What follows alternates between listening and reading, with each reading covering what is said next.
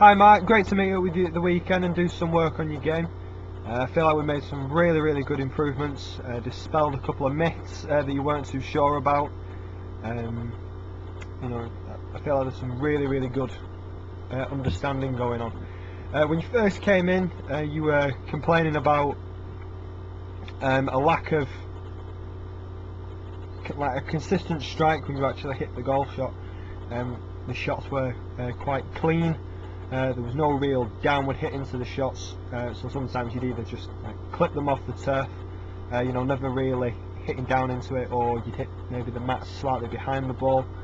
Like I say, we just really needed to get a bit more of a consistent strike on it. If we just have a look at the swing on the left, before we start the swing back, we'll just talk about a couple of things that we mentioned. Number one, you can see here, as you set up the hand position, is actually slightly behind the ball.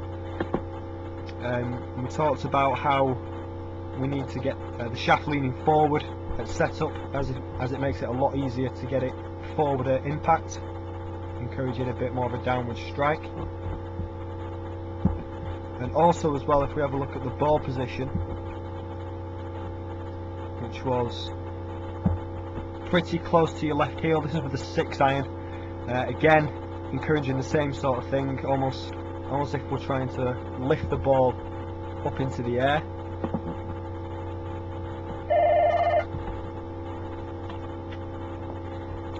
Now, as we start the swing back,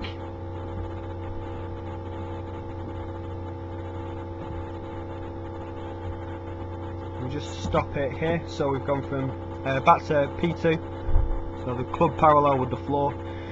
You can already see here that your upper body has already started to move this way. You can see that your head's already gone over.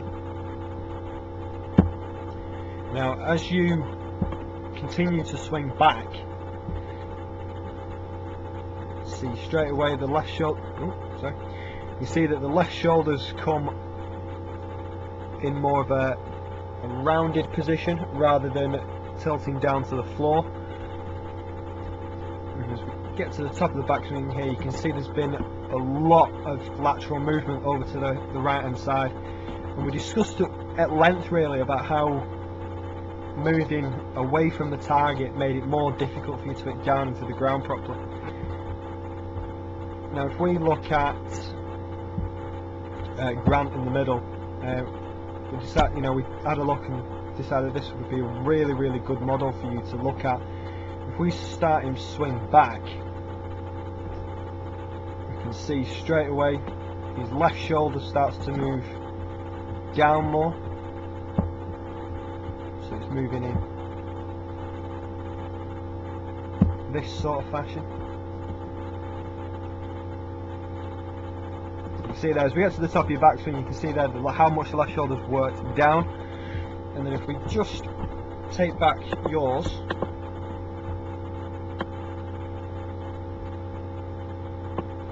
if I just put a quick mark on your left shoulder here, and then take it back to the top of your backswing,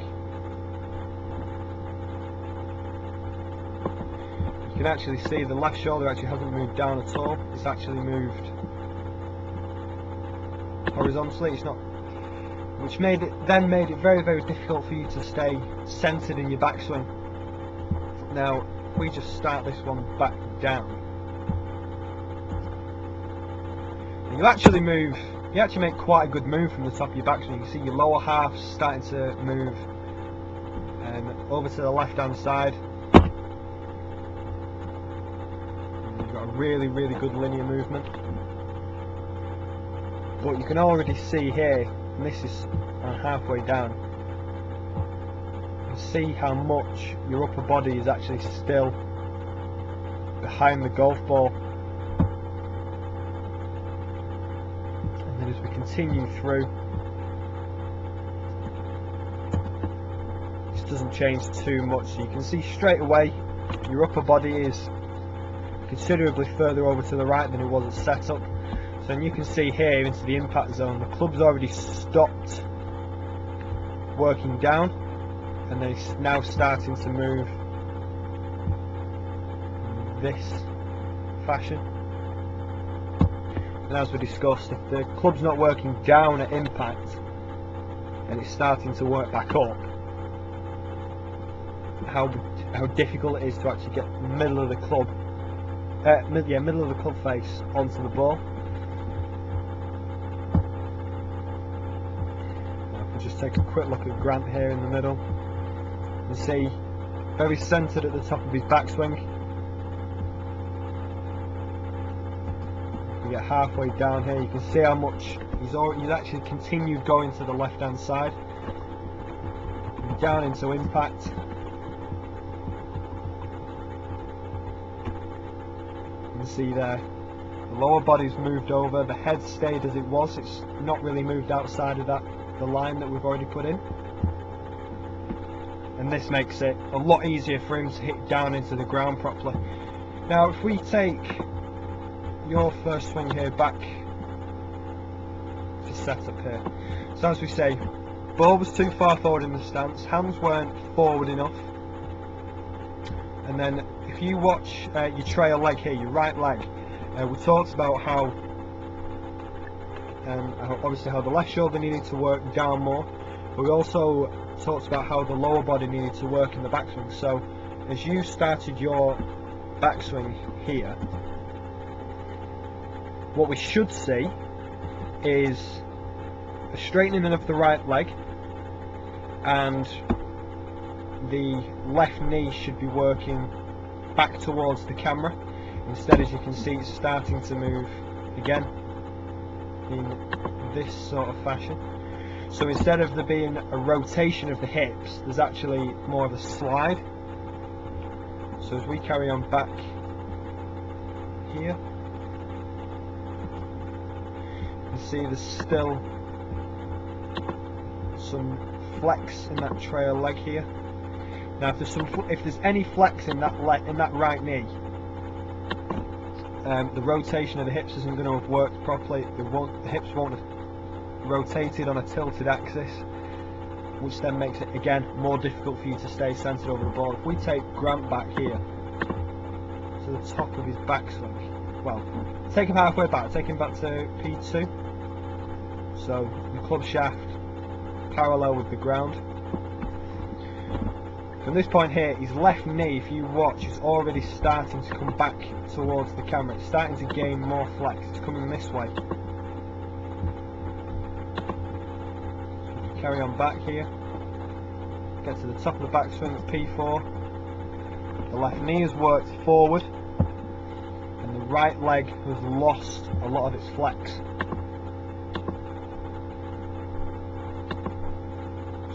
More in this kind of position here. So at that point there, here also the hips have tilted on a more turned on a more tilted axis. So you can see here your hip turn is very level. Now what we were doing throughout the session, just trying to make it easier for you to get this hip turn and the shoulder turn better. We worked with a cane, running alongside your left leg. So the feel for you was, as you start to swing the club back, you would want to feel as though your left shoulder worked more in this kind of manner, and that the left knee would work alongside the cane here, which then would make it a lot easier for your hips to turn properly and would allow you to stay a lot more centered over the golf ball in your backswing. We just take you back here.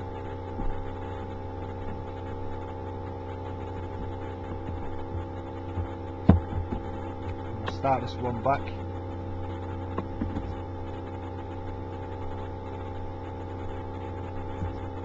You can already see a marked difference. The trail leg is not as flexed, the left shoulder is starting to move down, and there's no weight shift over to your right hand side. Take this one back, P3. Now what you also can't really see from this angle is the arms are now also starting to trace more around your body on more of an inward path, which we also briefly touched upon. Excuse me, somebody trying to get in. We also briefly touched upon about how swinging the arms more inside also helps to create a lot of power. Just continue to the top of the backswing. So as you can see here, quite a considerable shift away from the target. Now if I stop you there at P4, that's a pretty good position. Yeah, I mean, yes, we know the left arm, you know, shouldn't be bending, shouldn't be hinging. And then I think just more to do with the fact that we were just concentrating on working the left shoulder down so much. Swing gets a bit long, but for now we're not too worried. If I take it back to setup,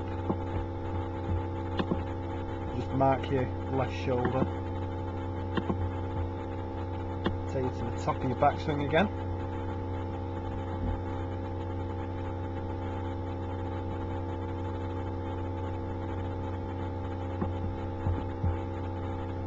Now if we stop it where it actually should be,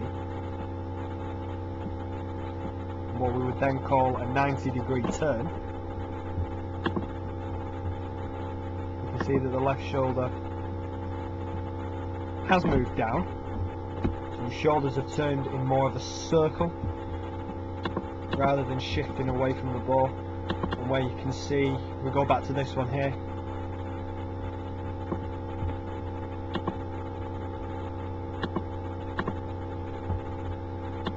just start this one back. If we actually stop it here roughly at 90 degrees,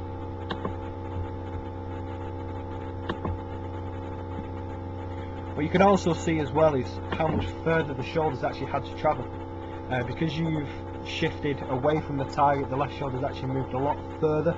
Also, you know, it's a very good marker to see, you know, how much less you've actually moved off the ball. So a massive improvement. Now if we start taking this one down here, now you haven't moved away from the target so much. Like I said, a bit long, but we can work on that at a later date. And as we start down into the ground here, take you back to P6, and you can start to see here just how much more on top of the ball you are, making it a lot easier for you to be able to deliver the club back to the ball properly and not risk hitting, you know, more fat and thin shots. Take this one back to impact.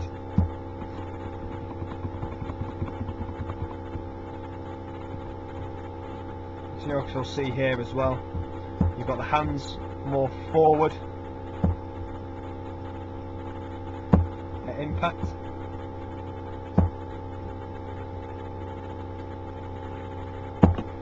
It's not massively forward, but it doesn't need to be. All we really need to make sure we do is that we do get the club leaning forward at impact. You see Grant here, it's not massively forward, but it's enough that we know he's hitting down into the ground and not up at it.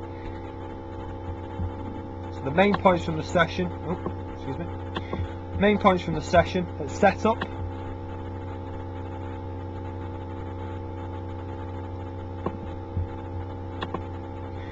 We've got the ball position a bit further back in your stance, much more away from the left heel.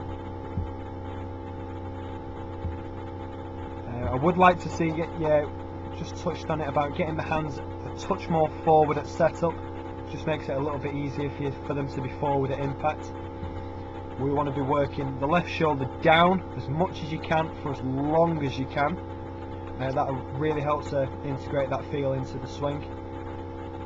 And then from then on, it was, like I say, it was just a case of understanding how the left shoulder worked and how that then affected the left knee and how that affected the hips and how all that affected the quality of the strike. Good luck with it. I look forward to seeing you again soon.